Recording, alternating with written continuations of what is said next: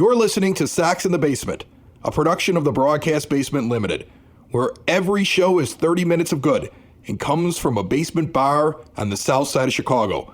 Pull up a stool, pour a cold one, and join us right now for Sax in the Basement. Heard everywhere podcasts can be found, and always at saxinthebasement.com. A beautiful weekend is beginning for me, my friend. I've got all my kids in the house. My daughter's back from college. Oh, how nice. Yeah, she's back here for the week for Thanksgiving break. It's nice to have a woman in the home again. And she's already walked around and called it a frat house 3 times and told me I have to clean it up. Well, that's to be expected, I would think. She's like, has anybody cleaned the bathroom in the last couple of months? I'm like, oh, I'm getting yelled at. I'm getting yelled at by the 18-year-old. Another big thing that happened this weekend, announced on Friday, SoxFest is official. It's back. We're going to get into the whole thing with the arbitration tenders by the end of the show. I'm still waiting to see the full announcement of it as we're sitting here talking. I have the feeling it's coming any time now, because right now on my Twitter or X or whatever you call it, I'm starting to see it come out for all these other teams. So at some point, maybe during the show, we'll find out for sure about Andrew Vaughn and Gavin Sheets. And as you're listening to this, you already know, but I would hope to give some reaction before this show is done and the Sox nerds on this show. But why don't we dive into first the return of SoxFest, because I find it really interesting how the White Sox are doing this year. First of all, they've changed the name slightly to SoxFest Live. They've changed the venue to a theater. The Ramova Theater is going to be the location. So they're going into a neighborhood and doing this locally in Bridgeport after we've heard for months and months and months that nothing is sustainable in Bridgeport and they have to leave it. Right before we get into anything else, that is surprising to me, because your messaging is we want to do this intimately in the neighborhood because we love this neighborhood, after that neighborhood has heard them talk about leaving them for months and months on end. Well, when the writing is on the wall and you're not getting floated a brand new stadium for free by the state of Illinois government, and you have some loyal season ticket holders and some other loyal fans who are not going to pay for season tickets this year that would be interested in going to it, then yes, you sit there and you turn around and go, Nashville. Nobody was talking about Nashville, and nobody said anything about the neighborhood not being sustainable. We love it here. What are you talking? That was all made up. That was all last. Nobody said that. Who said Nashville? Tony La Russa never said that. Who talked about leaving? What are you talking about? We're your neighborhood ball team. That's what this feels like. You were listening to Pedro Grifol and he got fired. It's over. So in the initial thing that came out, my belief is the prices are per day. I can't tell because it really isn't specific. I mean, I've had a hard time really determining that. And knowing the White Sox, these are per day expenses. It's going to be held on January 25th and 26th. Tickets go on sale officially on Tuesday, November 26th at noon, but it sounds like there's a pre-sale first for season ticket holders, which makes sense. It definitely makes sense when you want to weed out critics, because I'm not saying that season ticket holders aren't critical, but they're not critical enough that they stopped buying season tickets, right? Like the Lanuti family dropped out of season tickets a year ago because of how poorly run the team is, and said, why am I wasting money? I'll buy my tickets as I go. And a lot of other people did that. They had a massive drop off in season tickets. And I'm not saying if you're a season ticket holder, that you're never going to be upset with the team, and you're just like a fan that it's got rose colored glasses. I'm not saying that that's what season ticket holders are. There are plenty of season ticket holders angry with this team. They're diehards and they're ticked off, and they're going to ask some questions if they get an opportunity to do it. But you do tamp that down a little bit with a smaller venue and allowing those ticket holders, those season ticket holders, first crack, because they have your general admission ticket and then they have your MVP experience. And the MVP experience actually looks like a great deal. It's going to give a little bit more access, but they may all be gone by the time that you can actually go out and buy it if you're not a season ticket holder. So let's go through it real quick. General admission, $56. You get to walk into SoxFest Live, level 1 theater and main stage floor. That's where your access is. So right away, general admission gives you limited access to the entire event. You have some seating and standing options for events. But again, it's going to be a first come, first serve thing. There's going to be some displays, some interactive player experiences. There's going to be what they call dynamic photo opportunities. If you read Scott Merkin's article that he put out on MLB.com, it sounds like the plan is there'll be no more so-and-so is signing for an hour, get in line. It's going to be that guy's going to talk or do something with the fans, and then he's going to hang out for meet and greet, which you don't know how that's going to go, right? Right. I don't know if anybody's ever seen it after a concert in a small venue and the band comes out to sign autographs. Sometimes they stick around, they get everybody. Sometimes they get 10 of them and they leave. So that'll be really interesting. That'll probably be one of the stories of the entire event. How does that actually work? Because they're very vague right now about that. All right. And then they have concessions available for purchase. That's pretty much what your general mission is. You're going to show up. They're going to have a couple of interactive things. They're going to kind of mingle with the fans. They're going to give some talks. There'll be some Q&A. It sounds like you're going to get your manager and your general manager there. Jerry Reinsdorf not announced, and I doubt that he goes anywhere near the event. Probably not. No. He'll appear on screen. He'll have a pre-recorded video message or something like that. Now, interestingly, you skipped over one thing with the general admission, which, by the way, $56. Pretty sure that's meant to make you feel like Mark Burley and then feel better about the whole thing. It's not a lot for $56. But you forgot in the official announcement on MLB.com, the immersive and high-energy atmosphere at the heart of SoxFest Live's historic theater experience. The reason I didn't read that is because it doesn't mean anything. Oh, doesn't it, though? Doesn't it? I'm sorry, wait, hold on. I got to get a mop for all the sarcasm that's dripping off of me right now, but doesn't it mean something? They have 6 selling points for general admission tickets, and one of the 6 selling points is you'll be standing in a theater and it'll be exciting. Like, yes, that's literally, that's one of the selling points is it's an immersive and high energy experience, which it may be immersive because you're going to be around 1,800 other people potentially. Right. And you can buy a hot dog and a beer. That's another one of the selling points. So essentially, like, general admission gets you in the door, and then you just kind of hope that, like, after you watch something on the stage, that you'll get close enough to a player that he might sign something for you or say hi. Yeah. Now, and keep in mind here, so they're talking about the seating and standing options. The theater, and I'm on Remova's website. The Remova Theater can accommodate up to 1,800 guests standing and 680 guests seated. So that means that when they say sitting and standing options, there's going to be a handful of seats, but for the most part, it's going to be standing room only so they can get as many bodies in there as possible. And this is why the MVP experience is going to make sense. I was already asked online through the Twitter account, hey, Sox in the Basement, would you do the MVP experience? Well, here's the thing. It's $225 for an MVP ticket. You get early entry when you walk in. So guess what? That's going to be an advantage, the way that it's set up and the way you described it, okay? You're going to have access to their black carpet, not red carpet, black carpet welcoming event for VIPs, players, and other distinguished attendees. You're going to get premium level 2 lounge area. So remember when the general admission just gets on level 1, the entire theater is open to you if you're the MVP thing, and you get an elevated main stage sightline, unobstructed program viewing. Again, as Ed just said, the theater itself is basically standing room with some seating. So you're going to go into a theater and kind of stand there and hope to kind of jockey for position. I mean, like, I'm not trying to tear the event apart. It's going to be neat because it's intimate. It's like going to a concert there. But they are making the event very small to cut down on crowd size. And again, I think that cuts down on criticism at the event. It's very similar to that thing that they did for season ticket holders at the Field Museum or wherever it was, where they had them in and it was a nice light atmosphere, but you didn't get the big crowd. Because if you make it in so the angry fan who says, I'm never buying season tickets again until Jerry Reinsdorf's dead, has a very hard time getting tickets, you cut down on the guy walking up to the microphone during one of the events and actually saying something incredibly true that he practiced in front of the mirror for 3 days and couldn't wait to come and say to you, and then everybody breaks into thunderous applause and you have a red face. Because anybody that's gone to SoxFest, when fans are angry with the team, that's the best part about it.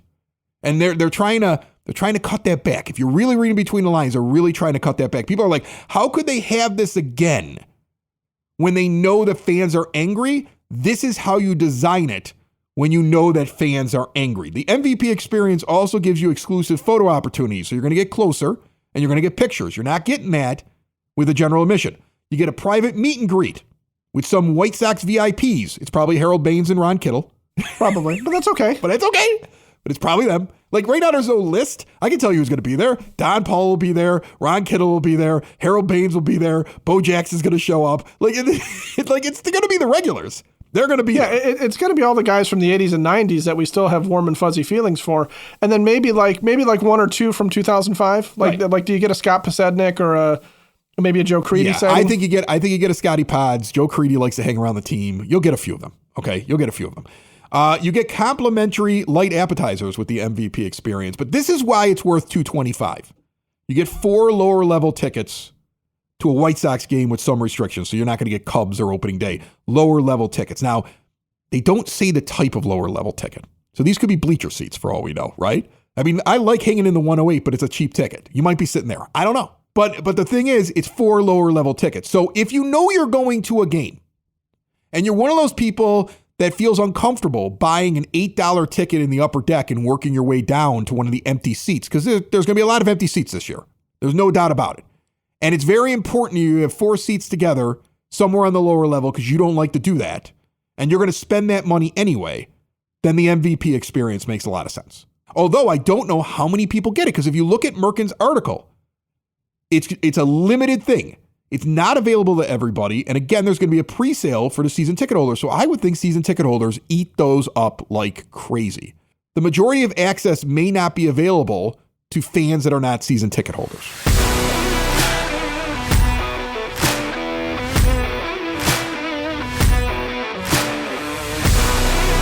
With the snow on Thursday, I realized I have to change the screen door into a storm door. I have a fancy storm door. You may need a fancy storm door. Windows, doors, patio doors, storm doors, all of that available at Window and Door Superstore of Oak Forest. No high pressure sales. They're not coming to you with a little example in a book.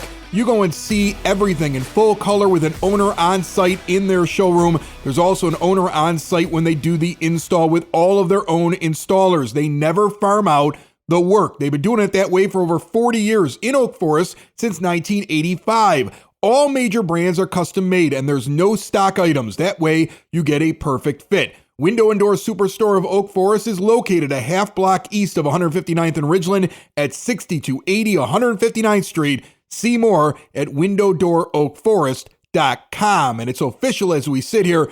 Gavin Sheets has been non-tendered. I'm waiting on the Andrew Vaughn announcement. But let's get back to SoxFest, my friend. Right. There's a loft area in the theater that can accommodate up to 200 guests standing and 100 guests seated. So if you figure that they're going to limit it somewhere around 100, I would think that that is what they would do, considering you're going to have the VIPs up there and all that stuff and set out some stuff. And you're not going to pay for a standing room only VIP experience. You're going to want to be able to sit down, I'm sure. If that's the case, then figure the first 100 people who get an opportunity to sign up, there's going to be at least 100 season ticket holders that are interested in doing that. Now, the additional game tickets don't make a lot of sense for the season ticket holders, except for the fact that they can turn around and sell them potentially, right? And that's, the Sox don't really care what you do with those tickets. Use them, don't use them, give them away, however you want to deal with them. But the majority of people, if you go online at noon on Tuesday the 26th, you're probably going to be limited to general admission, and then you got to figure out exactly what it is that it's worth it to you. Because, again, some of the things that are missing, it doesn't specifically say that there's going to be Q&A with anybody from the White Sox. No, it just says it says event programming. Now, that could mean that there's a lot of pre-recorded stuff going on. They're going to have some films and features and stuff like that you sit there and watch. Here we're going to do a whole big thing about the 2005 White Sox because it's 2025 and it's the 20-year anniversary. We're going to do a whole big thing about certain players that they're going to try and push this year. You're going to have 45 minutes of Austin Slater highlights that you didn't know you needed in your life. By the way, he was their number one target according to Austin Slater. Austin Slater, not the worst signing. And obviously, because of where he came from, Ryan Fuller, who's now the guy running all the hitting for the White Sox, likes him, right? Right. And the feeling's mutual because Slater said that was one of the things he's excited to follow Ryan Fuller. But nobody else wanted Austin Slater. And he's our number one target.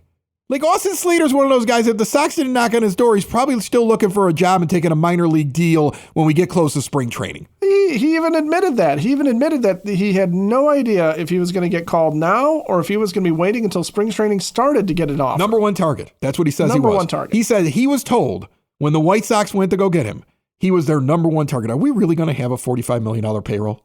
Is that what they're going to do? And then they're going to have a SoxFest where there really isn't any Q&A, and it's basically mostly season ticket holders, and they're able to kind of craft the thing inside a theater with all this interactive stuff, but it's really just a light show to kind of cover everything up. Is that what this is going to be? Like, do you see what they're doing with the kids? When you went to SoxFest before, they were on the same site inside of the hotel with all these different things to do for kids. But it looks like an add-on for this SoxFest is a kids camp. And it says underneath the $35 price, ComEd Rec Center from 2 to 3:30 in the afternoon. The way I read that is, and maybe I'm wrong, your kid's going to have to buy admission into the actual event, and then you can do a $35 upgrade for them for an hour and a half at a different site to do this. Or the rec center is set up somewhere in the theater, but I don't know how you do that with such a small theater. No, the ComEd Rec Center is a place. It's a place. It's a part of the Chicago Park District. Okay, so you're going to leave the venue for an hour and a half, and your kids will get a hands-on baseball clinic with accomplished White Sox youth instructors. So our old friend Mike Huff is going to be out there because he's been on the show before and he runs this thing. Yeah. You get rotating stations focusing on hitting, pitching, fielding, and outfield skills, or basically what you get up in the kids zone on that deck. You're going to get exclusive autograph and photo opportunities with select White Sox players. So Ronnie Kittle and Harold Baines are going to head over there and sign some autographs. And limited edition SoxFest Kids Camp t-shirt. And all of that for $35 as an add-on at a different site. So look, I see what they're doing. Like, here's the thing. I don't want it to sound like I hate the idea of this, because it's nice they're doing something. But what they've done is they've drastically scaled this down. They've made this something where, all right, if you have kids, you're going to go back and forth to someplace. So now we're tampering that. We're going to have a lot of season ticket holders buy before everybody else gets a chance to get in there. There's a limited amount of MVP. There's a limited amount of overall seating. And that's what we're going to do. And then we're not going to really describe what we're doing. We're just telling you we're not doing it the same way. So this is really you got to show up on faith kind of thing. And again, it goes back to what type of fan has enough faith in the White Sox that they hand over their hard-earned money and go and experience this. Besides podcasters like me that are going to go because I want to talk about it, right? Like, I'm going to go so I can sit there and tell you what happened. Right. But the thing is, that's the whole point. If I didn't have Sox in the basement, and it wasn't a business write-off for me to go in there, because trust me, the company's buying this ticket. Company's buying your ticket. Company's buying tickets for the whole family. It's all underneath the Broadcast Basement Limited, right? But here's and that's even if I'm able to get them because I'm not a season ticket holder. Well, yeah, that's assuming that there's any tickets left. Yeah, I would buy the MVP experience just to see what it was all about, but I don't even know if I'm going to get a chance. But you take John Q. Public, White Sox fan, non-season ticket holder, and then you ask how many of him is going to fight their way in there if they're not a season ticket holder and be able to get access to this limited number of seats and then be able to go and then want to go and experience it on the promise it's going to be good without any details. And we don't even know who's showing up. And I think the kind of fan that shows up for this, not to besmirch them, because a lot of them listen to the show, are the diehards that always believe and will be standing in the crowd saying, you never know, we may catch lightning in a bottle and win the division this year. And that's what you get when you set it up this way. Maybe it's the guy who went to college at the College of Communications and took a bunch of marketing classes and how this is what you do in public relations. Maybe it's the cynical guy that took those classes. You took those classes. We all know what it is, right? Yes, we both did. We know how to do this stuff.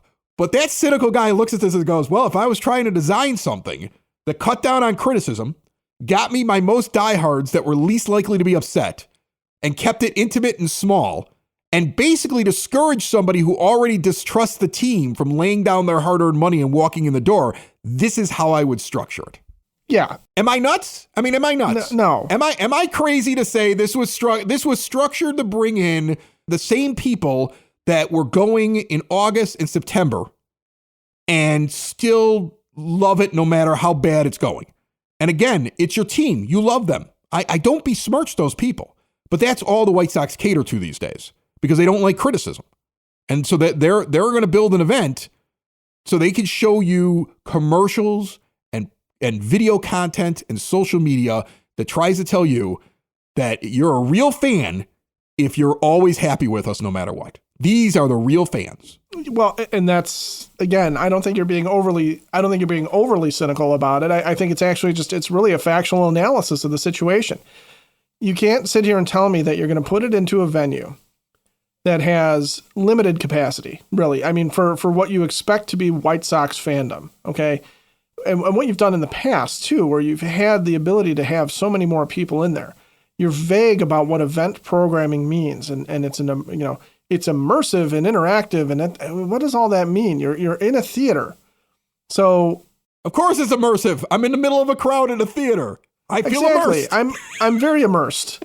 I'm immersed in this guy's body odor next to me. Right. I'm immersed in this lady's loud chewing. I'm standing there holding a hot dog in one hand and a beer in another one, shoulder to shoulder as we're all pressed in because it's just a theater.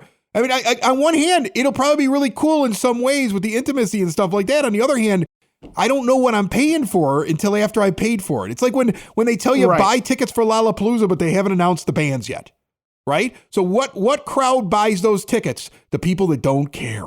They just want to go party for 3 days. Yeah, and it's just, again, there's a lot of things here that lend to themselves questions, like looking at the whole kids thing. Okay, it runs for a little bit of time. You're right, it probably is an add-on.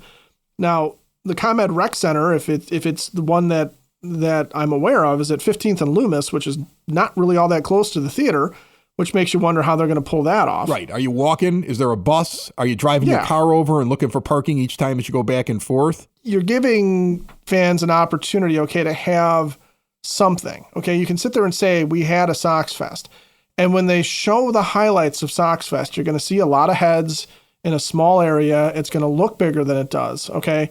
And that's another thing, when it comes to promotions and things like that you and I have dealt with in our professional past, is that sometimes you can make things look a lot bigger than they are. Oh, and if no one's really looking at this, okay, if no one's really thinking about this before they go and buy their tickets, they may not understand, unless you happen to be listening to you and me talk about it, just exactly how small and intimate this is going to be. This is going to be like going into a concert in a theater. It's going to have the same feeling as if you were going into the Aragon Ballroom.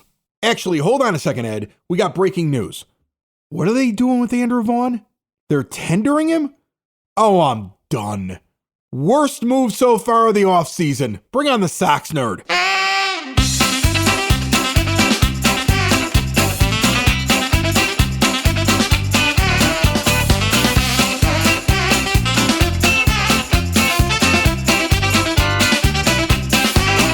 Joining me on the phone line right now, the Sox nerd, Dave Marin, who puts all those tidbits and trivia nuggets up on the scoreboard at the rate all season long and joins us each and every weekend here on Sox in the Basement, whether it be in season or off season. And he's brought to you by the Village of Lamont.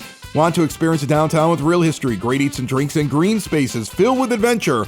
Visit the Village of Lamont. Shop, dine, drink, explore.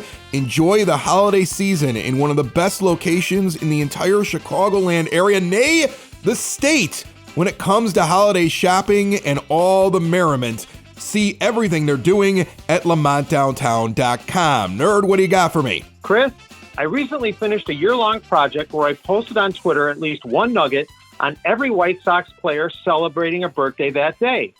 That's at least one item on nearly all of the 1,906 players who have worn a Sox uniform.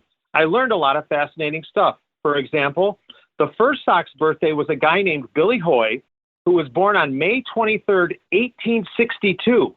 That's during the Civil War, for those of you scoring at home. He was known as Dummy during his playing days, which included 1 year with the Sox in 1901, because he was deaf. Fortunately now, history refers to him as Billy.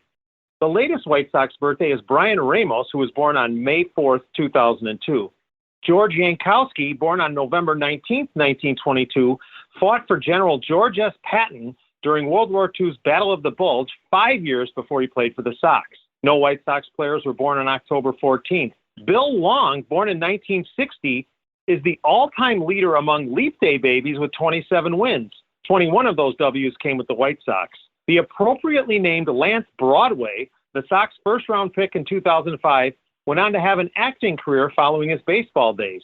His birthday is August 20th. Matt Marullo, whose birthday is August 4th, hit the final opening day homer at Comiskey Park. but there is no known footage of the blast because it came during a power outage. Yolmer Sanchez, born on June 29th, is the only Sox switch hitter to lead the American League in triples. And Floyd Robinson is the only Sox player with 6 singles in a game. Hey, Floyd was born on May 9th, just like you, Chris. Before I get to my zinger, a reminder. You can access my blog at SoxInTheBasement.com, and there's plenty of Sox Nerd material on Twitter where I am still updating and tweaking Sox birthdays. My zinger, Chris Sale, whom I will always be pissed at, was voted the National League Cy Young Award winner last week. He joins Bartolo Colon for the 2005 Angels, Pete Vukovich for the 1982 Brewers, and Steve Stone for the 1980 Orioles as pitchers to win a Cy Young after leaving the White Sox. That's it, Lanuti. More than you wanted to know about Sox birthdays, 2 of America's wars, and that cut-up Chris Sale. Sox in the basement. Sox in the basement. Sox in the basement. Sox in the Basement. Heard everywhere podcasts can be found, and always on SoxInTheBasement.com.